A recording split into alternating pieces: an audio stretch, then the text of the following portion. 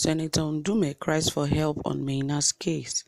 Yes, remember that he signed a surety for Mina, and for some time now they've been looking for him, and somehow was seen in Niger Republic, and his case also continued because the government also said that he should be kept in custody until the end of his case.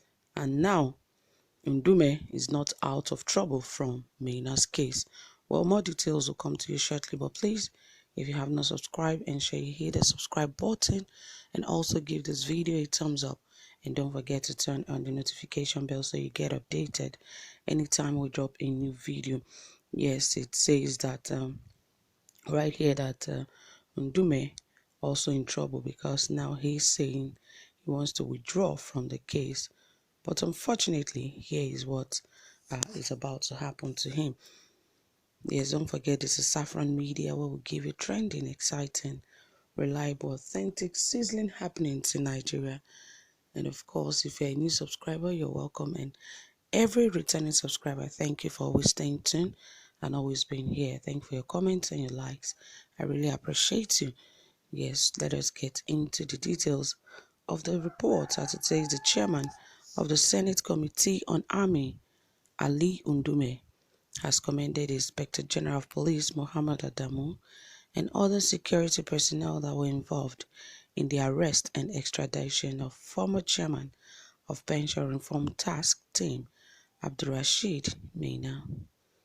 Ndume, in a chat with newsmen in Abuja on Friday, said the development has established the fact that the Nigerian police force is not a write-off. He also said that I commend the Nigerian police force for executing the bench warrant issued on Maina by Federal High Court in Abuja. This has shown that the Nigerian police force is not a write-off. They are professionals under the able leadership of the Inspector General of Police, Mohammed Adamu. With the successful arrest, extradition, and subsequent remand of Maina at the Kuje Correctional Center, I will proceed to direct my legal team to begin the process of withdrawing my suretyship for Maina with immediate effect because his action has shown that he is not trustworthy. Remember that the Federal High Court Abuja on Friday ordered that the arrested fugitive and former chairman, defunct Pension Reform Task Team, Abdulrasheed Maina, to be remanded at a correctional center pending conclusion of his trial. Justice Okon Aban gave the order following an oral application by the Council to the Economic and Financial Crimes Commission, Mohammed Abubakar, to that effect. At the resumed hearing, Abubakar urged the court to make an order for Maina's remand in a correctional center, having been produced in court after jumping bail. He said Maina was produced in court following the court order for his bail revocation and issuance of bench warrant for his arrest. He said, I want to inform the court that the first defendant, Maina, is in court pursuant to the bench warrant issued by the Honorable Court on November 18th for his production in court. The bench warrant was executed and we applied to the court to issue an order to remand the defendant, Maina, in prison custody. However, Maina's new counsel, Abel Adaji, opposed the EFCC's counsel's application.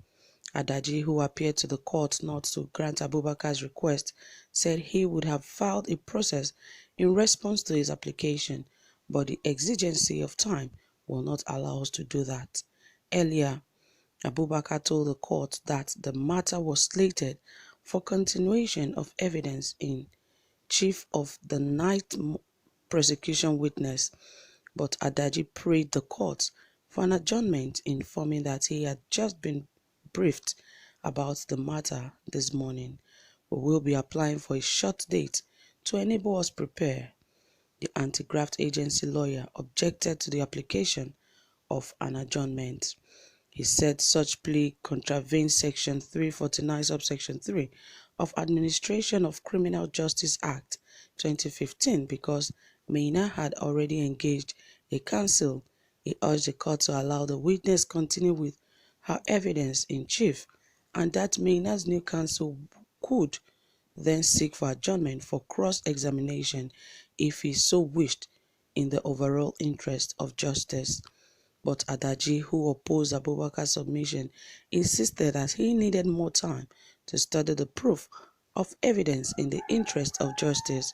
Ruling Justice Abang recalled that Mainas's bail was revoked on November 18th because he jumped bail and court ordered a bench warrant for his arrest and that the trial should continue in his absence.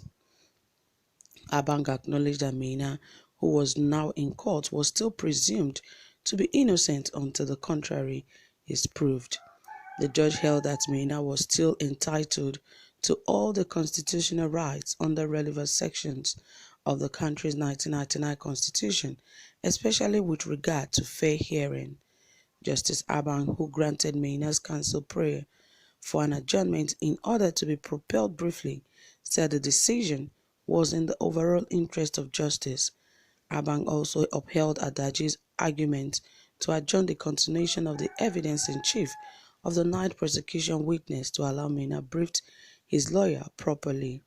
He said the decision was in accordance with Section 349, subsection 3 of ACJA. He therefore ordered that Mainas should be remained or remanded in a correctional center pending the conclusion of trial. The judge, who did not specifically name a particular prison where Mainas should be remanded, adjourned the matter until December 8 for trial continuation. Shortly after commencing of sitting, Francis Oronshaye, who had been appearing as Mainas' lawyer, told the court that he filed a notice of withdrawal of legal representation of Mainas dated November 24 and filed November 25.